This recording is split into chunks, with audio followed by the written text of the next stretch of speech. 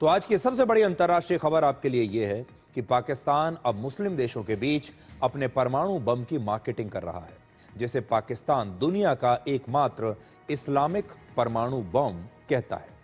पाकिस्तान पूरी दुनिया का इकलौता मुस्लिम देश है जिसके पास अपना परमाणु बम है। पाकिस्तान और सऊदी अरब के बीच एक रक्षा समझौता हुआ है और पाकिस्तान के प्रधानमंत्री शहबाज शरीफ और सऊदी अरब के क्राउन प्रिंस मोहम्मद बिन सलमान ने 17 सितंबर को सऊदी अरब की राजधानी रियाद में इस समझौते पर हस्ताक्षर किए। इस मुलाकात में पाकिस्तान के आर्मी चीफ जनरल असीम मुनीर भी मौजूद थे और इस समझौते के तहत अगर पाकिस्तान और सऊदी अरब में से किसी एक देश पर हमला हुआ तो उसे दोनों देशों पर हमला माना जाएगा। यानी अगर सऊदी अरब पर किसी देश ने हमला कर दिया तो पाकिस्तान उसे खुद पर हमला मानेगा और अगर पाकिस्तान पर किसी देश ने हमला कर दिया तो सऊदी अरब भी उसे खुद पर हमला मानेगा। लेकिन इसमें एक बहुत बड़ा सवाल छुपा हुआ है और वो ये कि क्या पाकिस्तान सऊदी अरब के लिए अपने परमाणु बम का भी इस्तेमाल कर सकता है? क्या इस रक्षा समझौते के तहत सऊदी अरब को पाकिस्तान का परमाणु बम भी अपने हाथ में मिल जाएगा? इस रक्षा समझौते में कहीं भी परमाणु बम का जिक्र नहीं किया गया है। तो जब आप इस रक्षा समझौते को देखेंगे, जो मैंने देखा, आज मैं रक्षा समझौता अपने साथ लेकर आया हूं। यह वो रक्षा समझौता है, जॉइंट स्टेटमेंट है असल में ये, जो दोनों देश के नेताओं ने जारी की है। लेकिन इसमें कहीं भी यह नहीं लिखा है कि परमाणु बम जो है उसका इस्तेमाल पाकिस्तान सऊदी अरब के लिए कर सकता है। लेकिन इतना जरूर लिखा है इसमें कि ये जो समझौता है, this is based on the bonds of brotherhood and Islamic solidarity, ये इसमें लिखा है और इसे स्ट्रेटेजिक म्यूचुअल डिफेंस एग्रीमेंट का नाम इसमें दिया गया है। तो समझौते में तो परमाणु बम का जिक्र नहीं है। हालांकि अंतर्राष्ट्रीय न्यूज एजेंसी रॉयटर्स ये कहता है कि जब यह समझौता हुआ तो उसमें परमाणु बम भी शामिल माना जाएगा और यह एक ऐसा रक्षा समझौता है जो दो मुस्लिम देश मुस्लिम ब्रदरहुड और इस्लाम के नाम पर कर रहे हैं, यानी ये मजहब के नाम पर किया गया समझौता है। रॉयटर्स के मुताबिक एक सीनियर सऊदी अरब सरकार के अधिकारी ने यह बताया है कि इस समय सऊदी अरब और भारत के संबंध बहुत ज्यादा मजबूत हैं और वो इस रिश्ते को और आगे बढ़ाते रहेंगे। ये सवाल इसलिए उनसे पूछा गया क्योंकि सऊदी अरब और पाकिस्तान एक दूसरे के साथ रक्षा समझौता कर रहे हैं। पाकिस्तान भारत का कट्टर दुश्मन है और सऊदी अरब भारत का दोस्त है। अब अगर इस रक्षा समझौते को अगर आप देखें तो इसमें सबसे बड़ा सवाल यह उत्पन्न होता है इसके बाद कि अगर भारत ने भविष्य में कभी भी पाकिस्तान पर ऑपरेशन सिंदूर जैसा कोई हमला किया, कोई ऑपरेशन किया, तो क्या सऊदी अरब उसे खुद पर हमला मानेगा? तो इसका जवाब है नहीं, नहीं मानेगा। और वो क्यों? क्योंकि उरी, पुलवामा, बालाकोट और पहलगाम आतंकवादी हमले के बाद भारत ने जो जवाबी हमला किया वो पाकिस्तान पर नहीं बल्कि आतंकवादियों पर हमला था। ऑपरेशन सिंदूर के दौरान भी हमने जो हमला किया पाकिस्तान के ऊपर, यह पाकिस्तान पर नहीं था, पाकिस्तान की सेना पर नहीं था। सबसे पहले हमने सिर्फ आतंकवादी अड्डों पर हमला किया है और आतंकवादियों के खिलाफ एक्शन लिया है। इसलिए ये जो भारत सरकार के ऑपरेशन रहे हैं, चाहे वो उरी हो, बालाकोट हो या फिर ऑपरेशन सिंदूर हो, वो इस रक्षा समझौते के तहत नहीं आएंगे। सोचिए एक और सवाल, अमेरिका ने कभी ओसामा बिन लादेन जैसा ऑपरेशन पाकिस्तान के खिलाफ किया तो क्या पाकिस्तान इसे अपने ऊपर हमला मानेगा? और क्या सऊदी अरब उस समय पाकिस्तान का बचाव करने के लिए आएगा? क्या पाकिस्तान का साथ देगा? आप समझौते की इस भाषा पर जरा गौर कीजिए जो बिल्कुल नेटो गठबंधन की तरह है, जहां किसी एक सदस्य पर हमला सभी देशों पर हमला माना जाता है। अब मैं आपको सऊदी अरब के रक्षा मंत्री का एक सोशल मीडिया पोस्ट पढ़कर सुनाना चाहता हूं, जिसमें वो क्या कहते हैं। देखिए, वो कहते हैं कि Saudi Arab and Pakistan standing side by side against the अग्रेसर। ये आपकी स्क्रीन पर आ रहा है, मेरे पास भी है इसकी एक copy. Saudi Arabia and Pakistan standing side by side against the अग्रेसर, ऑलवेज एंड फॉरएवर। अब यहां पर अग्रेसर कौन है? अग्रेसर का मतलब है हिंदी में हमलावर, और शायद इस शब्द का इस्तेमाल इजराइल के लिए किया गया है। अब दो बड़े सवाल यहां से उठते हैं। पहला, क्या यह सऊदी अरब की रणनीतिक मजबूरी है? और दूसरा, क्या मुस्लिम देशों को अमेरिका की गारंटी पर भरोसा नहीं है? इजराइल जिस तरह से लगातार मुस्लिम देशों पर हमले कर रहा है, उसके बाद दुनिया भर के मुस्लिम देश अमेरिका से मिलने वाली सुरक्षा की गारंटी को शायद अपने लिए पर्याप्त नहीं मान रहे। 9 सितंबर को इजराइल ने कतर की राजधानी दोहा में हमास के चीफ पर हवाई हमला किया। कतर अमेरिका का करीबी देश है, इसके बावजूद इजराइल ने कतर पर हमला कर दिया। 8 से 10 सितंबर के बीच इजराइल ने सिर्फ 72 घंटों के अंदर 6 मुस्लिम देशों पर हमले किए। ये देश आपकी स्क्रीन पर है: Gaza, Syria, Lebanon, Qatar, Yemen और ट्यूनीशिया। जून में इजराइल ने सबसे ताकतवर मुस्लिम देशों में से एक ईरान पर हमला किया, और तब खुद अमेरिका ने भी ईरान पर बम गिराए थे।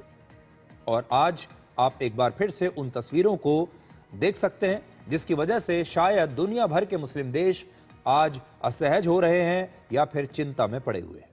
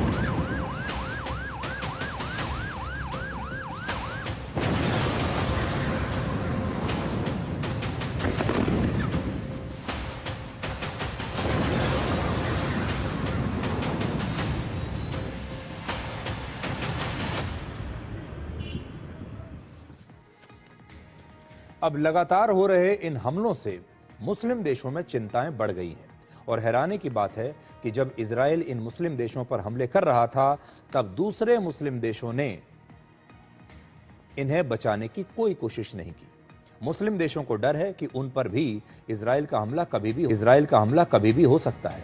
इसलिए सऊदी अरब ने एक ऐसे मुस्लिम देश को चुना जिसके पास परमाणु बम है।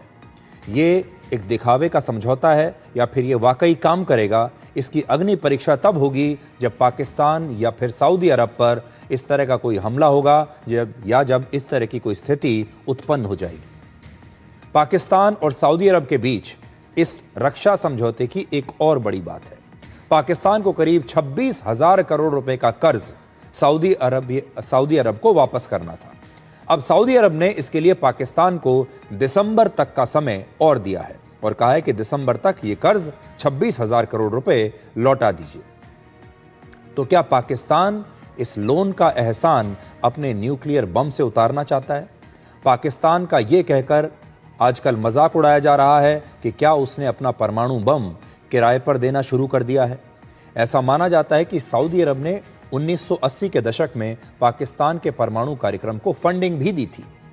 सऊदी अरब और पाकिस्तान के बीच जो सैन्य संबंध हैं, ये आज के नहीं हैं, बल्कि करीब 60 वर्षों से उन दोनों के बीच में ये संबंध रहे हैं। वर्ष 1967 से अब तक पाकिस्तान ने सऊदी अरब की सेना के 8,000 से ज्यादा सैनिकों को ट्रेनिंग दी है। दोनों देशों के बीच सैन्य अभ्यास भी अक्सर होते रहते हैं। सऊदी अरब में पाकिस्तान के 1500 से 2,000 सैनिक तैनात हैं और जो सऊदी अरब सेना को लगातार ट्रेनिंग और मदद देते हैं। वर्ष 2017 से पाकिस्तान के पूर्व आर्मी चीफ जनरल राहिल शरीफ रियाद में इस्लामिक मिलिट्री काउंटर टेररिज्म कोalition के कमांडर हैं, जिसे आतंकवाद से लड़ने के लिए बनाया गया है और इसमें 40 से ज्यादा मुस्लिम देश शामिल हैं। पाकिस्तान ने वर्ष 1979 में मक्का की ग्रैंड मस्जिद पर कब्जा करने वाले विद्रोहियों को हराने के लिए भी तब सऊदी अरब की मदद की थी और पाकिस्तान पर जब भी कोई आर्थिक संकट आता है तो वहां के लीडर और आर्मी चीफ सबसे पहले कटोरा लेकर सऊदी अरब ही पहुंचते हैं पैसा मांगने के लिए। वर्ष 1980 से लेकर अब तक सऊदी अरब पाकिस्तान को 2,64,000 करोड़ रुपए का कर्ज और मदद दे चुका है और इस समय भी पाकिस्तान पर सऊदी अरब का कुल मिलाकर 80,000 करोड़ रुपया बकाया है। तो ये कोई नई बात नहीं है। पाकिस्तान और सऊदी के जो संबंध हैं ये बहुत पुराने रहे हैं और ये जो समझौता भी हुआ है ये समझौता कोई सरप्राइज नहीं है। इस समझौते की बात बहुत पहले से चल रही थी और दोनों के बीच सैन्य संबंध हो चाहे आर्थिक संबंध हो ये लगातार पहले से रहे हैं। अब हम पाकिस्तान, सऊदी अरब और भारत की सैन्य क्षमता की तुलना करेंगे। तो देखिए, पाकिस्तान आज सऊदी अरब के साथ मिलना चाहता है और मिलकर ये दोनों देश अपनी सुरक्षा करना चाहते हैं और दूसरी तरफ भारत खड़ा है। भारत के लिए असहज होने वाली बात यह है कि पाकिस्तान उसका कट्टर दुश्मन है और उसका दुश्मन उसके एक दोस्त के साथ हाथ मिला रहा है और रक्षा समझौता कर रहा है, क्योंकि सऊदी अरब और भारत के संबंध बहुत ही अच्छे हैं। तो ये एक ऐसा ट्रायंगल है जो बहुत ही ज़्यादा कॉम्प्लिकेटेड है। तो तीनों की सेनाओं पर ज़रा नज़र डालिए। दुनिया में सैन्य ताकत के मामले में पाकिस्तान 12वें नंबर पर है, सऊदी अरब 24वें नंबर पर है और भारत की सेना पूरी दुनिया में चौथे नंबर पर है। ये रैंकिंग किसी भी देश को उसकी तीनों सेनाओं की ताकत के हिसाब से दी जाती है। तो ये रैंकिंग तीनों देशों की कहां है आप देख सकते हैं। पाकिस्तान के पास कुल मिलाकर 6.5 लाख सैनिक हैं, सऊदी अरब के पास करीब 2.5 लाख सैनिक हैं और भारत के पास लगभग 14.5 लाख सैनिक हैं अगर हम सैनिकों की बात करें। पाकिस्तान के पास करीब 1,400 विमान हैं, सऊदी अरब के पास 900 से ज़्यादा विमान हैं और भारत के पास 2200 से ज़्यादा मिलिट्री एयरक्राफ्ट्स हैं। तो ये तुलना आप देख लीजिए। पाकिस्तान की सेना के पास 78 युद्धपोत हैं और सऊदी अरब के पास 16 और भारतीय नौसेना के पास 151 युद्धपोत हैं। तो ये तीनों देशों की सेनाओं की तुलना हमने आपके लिए की। अब आपको बताते हैं कि भारत ने इस समझौते पर क्या कहा है। भारत के विदेश मंत्रालय ने कहा है कि उन्हें इस समझौते के बारे में पहले से जानकारी थी, ये होना ही था, वो जानते थे और भारत और सऊदी अरब के बीच ऐतिहासिक संबंध रहे हैं। सऊदी अरब ने वर्ष 2016 में प्रधानमंत्री मोदी को अपना सर्वोच्च नागरिक सम्मान भी तब दिया था और भारत का जो विदेश मंत्रालय है वो क्या कहता है पढ़कर आपको बताता हूं। We will study the implications of this development for our national security as well as for the regional and global stability. यानी भारत सरकार ये कह रही है कि हम इस जो समझौता हुआ है, रक्षा समझौता, इसका क्या असर होगा, भारत पर क्या असर होगा, इस क्षेत्र पर क्या असर होगा और पूरी दुनिया पर क्या असर होगा, हम इसके बारे में सोचेंगे, इसे स्टडी करेंगे और उसके बाद देखेंगे कि आगे क्या करना है। The government remains committed to protecting India's national interests, ऐसा उन्होंने कहा है और वो ये भी कहते हैं कि हमें इसके बारे में पहले से जानकारी थी और भारत और सऊदी अरब के बीच बहुत पुराने रिश्ते रहे हैं। सऊदी अरब भारत का करीबी दोस्त है और सऊदी अरब ने पहलगाम हमले की कड़ी निंदा की थी। जब यह हमला हुआ था तब प्रधानमंत्री मोदी अरब में थे। भारत अपने कच्चे तेल की ज़रूरतों का करीब 18% हिस्सा सऊदी अरब से खरीदता है। यानी सऊदी अरब भारत के बड़े एनर्जी सप्लायर्स में से एक है और सऊदी अरब में 27 लाख से ज़्यादा भारतीय काम करते हैं, जिन्होंने वर्ष 2024 में लगभग 67,000 करोड़ रुपए का रेमिटेंस भारत भेजा था। अब यह देखिए कि क्या पाकिस्तान अब अपने परमाणु बम की मार्केटिंग करके मुस्लिम देशों का एक नेटो जैसा संगठन बनाने की कोशिश कर रहा है। 15 सितंबर को दोहा में 60 देशों ने इकट्ठा होकर कतर पर इजराइल के हमलों की आलोचना की थी, निंदा की थी, जिसमें ज्यादातर मुस्लिम देश हैं। इस बैठक में पाकिस्तान के प्रधानमंत्री शहबाज शरीफ ने एक अरब इस्लामी टास्क फोर्स बनाने का प्रस्ताव रखा था और आज आप शहबाज शरीफ का वो बयान सुनिए और देखिए कि शहबाज शरीफ के दिमाग में क्या चल रहा है। Israel must be held accountable for its war crimes against humanity. Creation of an Arab Islamic task force to adopt effective measures to ward off Israeli expansionist designs. We reiterate the OIC's call to suspend Israel's membership of the United Nations. Pakistan चाहता है कि NATO गठबंधन की तरह मुस्लिम देशों का भी एक अलग गठबंधन हो।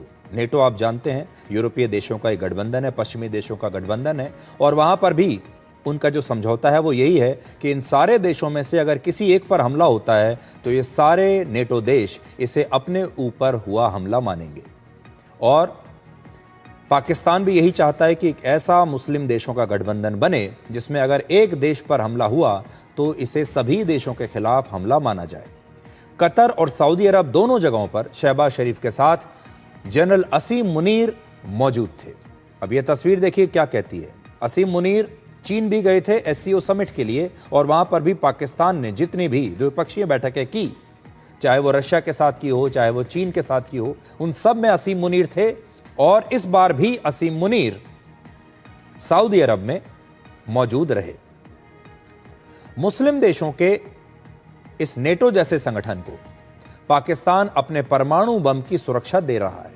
वो चाहता है कि ऐसा हो जाए, और हो सकता है पाकिस्तान दूसरे देशों से भी पैसा लेकर अपना ये परमाणु बम उन्हें किराए पर देने लगे, या उनसे ये कहने लगे कि अगर आपके ऊपर भी कभी किसी ने हमला किया तो हम आपको अपना परमाणु बम या अपने परमाणु हथियार दे सकते हैं। इससे पहले जनरल असीम मुनीर ये बयान दे चुके हैं कि अगर पाकिस्तान पर कभी कोई हमला हुआ, कोई खतरा आया, तो वो आधी दुनिया को अपने साथ लेकर डूबेगा। यानी पाकिस्तान अपने परमाणु बम को इस्तेमाल करने में हिचकिचाएगा नहीं। वो पहले भी कह चुके हैं अगर हम पर हमला हुआ तो हम रुकेंगे नहीं, फिर हम आधी दुनिया को नष्ट करके फिर डूबेंगे। अब ये जो अरब इस्लामी टास्क फोर्स है, इसे बनाने का प्रस्ताव आने के 48 घंटे के बाद ही पाकिस्तान और सऊदी अरब के बीच ये रक्षा समझौता हो गया। तो क्या इसे मुस्लिम नेटो की तरफ पहला कदम माना जाए? अंतर्राष्ट्रीय इस्लामिक गठबंधन बनाना पाकिस्तान और दूसरे इस्लामिक देशों का आज का नहीं बल्कि दशकों पुराना सपना रहा है। इससे पहले वर्ष 1974 में पाकिस्तान के प्रधानमंत्री जुल्फिकार अली भुट्टो ने लाहौर में एक इस्लामिक शिखर सम्मेलन किया था, जिसमें 32 मुस्लिम देशों के लीडर्स शामिल हुए थे, और इसकी वजह थी वर्ष 1971 के युद्ध में पाकिस्तान की करारी हार। और इस युद्ध में भारत ने पाकिस्तान के 2 टुकड़े कर दिए थे। उस समय पाकिस्तान के प्रधानमंत्री भुट्टो को यह लगा होगा कि हमें अब एक बड़ा गठबंधन बनाना चाहिए सारे मुस्लिम देशों का, ताकि अगर दोबारा ऐसी स्थिति उत्पन्न हो तो ये सारे मुस्लिम देश पाकिस्तान की मदद करने के लिए आएंगे, और अगर दोबारा से भारत के साथ कोई युद्ध हो तो ये बाकी पाकिस्तान जो मुस्लिम देश हैं ये पाकिस्तान की मदद करेंगे उस युद्ध में। हालांकि तब आपसी मतभेदों की वजह से मुस्लिम देश इकट्ठा नहीं हो पाए, और तब नहीं आज तक ये सारे मुस्लिम देश मिलकर कभी भी नेटो जैसा अपना संगठन नहीं बना पाए, क्योंकि इनके अंदर मतभेद बहुत है। मुस्लिम देश मुस्लिम ब्रदरहुड के नाम पर नेटो जैसा गठबंधन बनाना चाहते हैं, लेकिन क्या कभी इन देशों ने गाजा के लोगों की मदद करने पर विचार किया है? अब तक किसी मुस्लिम देश ने गाजा के शरणार्थियों को अपने देश में जगह नहीं दी। अगर ये देश चाहें तो इन तमाम लोगों को अपने देश में शरण दे सकते हैं। शहबाज शरीफ दुनिया में मुस्लिम एकता, मुस्लिम ब्रदरहुड और गाजा के बारे में लगातार भाषण देते हैं, लेकिन खुद अपने देश से वो पाकिस्तान के लोगों को जबरदस्ती भगा रहे हैं, और मुस्लिम शरणार्थियों को जबरदस्ती वापस भेजते समय शहबाज शरीफ मुस्लिम ब्रदरहुड के बारे में तब नहीं सोचते, ना ही बात करते हैं। पाकिस्तान में बड़ी संख्या में, लाखों की संख्या में अफगानिस्तान से आए शरणार्थी आज रहते हैं, लेकिन पाकिस्तान उन्हें भी जगह नहीं दे रहा। क्या अफगानिस्तान से आए ये शरणार्थी ये मुसलमान नहीं है? क्या इन पर मुस्लिम ब्रदरहुड लागू नहीं होता? गाजा में देखिए लोगों की क्या हालत हो रही है, ये भी मुसलमान हैं। क्या इन पर मुस्लिम ब्रदरहुड जो है लागू नहीं होता? आप स्थिति देख लीजिए, तस्वीरें देख लीजिए, ये गाजा की स्थिति है। और ये सारे लोग आज चाहते हैं कि दुनिया का कोई तो ऐसा देश हो जहां हमें शरण मिल जाए, हमें रहने की जगह मिल जाए, जहां हमारी जिंदगी सुरक्षित रहे, हमारे बच्चे, हमारे परिवार सुरक्षित रहें, उनकी जान बच जाए, और दिन में 2 समय का 2 टाइम का खाना हमें मिल जाए। बस इतना चाहते हैं। लेकिन उसके बाद भी दुनिया के सारे मुस्लिम देश इन गाजा के इन मुसलमानों के लिए चुप हैं। वो एक दूसरे की रक्षा की बात तो कर रहे हैं, एक दूसरे को हथियार देने की बात कर रहे हैं, एक दूसरे की सेना को इस्तेमाल करने की बात कर रहे हैं। अगर आपके ऊपर हमला हुआ तो मैं इसे अपने ऊपर हमला मानूंगा, ये सारी बात कर रहे हैं। लेकिन मानवता कहाँ गई? क्या मुस्लिम ब्रदरहुड सिर्फ युद्ध लड़ने के लिए है? क्या सिर्फ हथियारों तक सीमित है? जब मानवता की सेवा की बात आती है इस देश में और इस पूरी दुनिया में, जो इस प्रकार के मुसलमान हैं जो आज बहुत मुसीबत में हैं, तो क्या इस दुनिया के मुस्लिम देश मिलकर गाजा के इन लोगों की मदद नहीं कर सकते? आज की दुनिया मल्टीपोलर है, जिसमें सभी देश सबसे पहले अपना हित देखते हैं और सबके हित एक दूसरे के साथ जुड़े हुए हैं। अब ऐसा नहीं है कि सिर्फ दो धुरियां हैं, एक तरफ यूएसएसआर है और एक तरफ अमेरिका है। अब सारे देश एक दूसरे के साथ जुड़े हुए हैं, उनके हित जुड़े हुए हैं। एक उदाहरण से समझिए, जैसे भारत और चीन के बीच सीमा विवाद हुआ। भारत के हथियारों का सबसे बड़ा सप्लायर रशिया है, भारत का सबसे पुराना दोस्त भी रशिया है, लेकिन रशिया चीन का भी साथी है, चीन का भी वो साथी माना जाता है, चीन की भी मदद करता है, चीन का एलाई माना जाता है। लेकिन जब हमारा चीन के साथ विवाद चल रहा था, तब क्या रशिया ने हमें हथियार देने बंद कर दिए? क्या रशिया के साथ हमारी दोस्ती टूट गई? हमारी दोस्ती रशिया के साथ वैसी ही रही और हम ये जानते थे कि रशिया और चीन के भी संबंध हैं, तो भी रशिया और भारत के संबंधों पर कोई असर नहीं पड़ा और ना ही रशिया इस विवाद के दौरान बीच में बोला और ना ही रशिया ने इसमें चीन का साथ दिया। पर अब कोई भी देश किसी दूसरे देश के मामले में दखल नहीं देता है, ये हमने हर जगह आजकल देख लिया है। तो अगर पाकिस्तान को ऐसा लगता है, ये गलतफहमी है कि भारत के खिलाफ उसकी इस लड़ाई में सऊदी अरब पाकिस्तान का साथ देगा, तो ये पाकिस्तान की एक बहुत बड़ी गलतफहमी है। अब आपको आतंकवाद पर पाकिस्तान का एक नया कबूलनामा दिखाते हैं।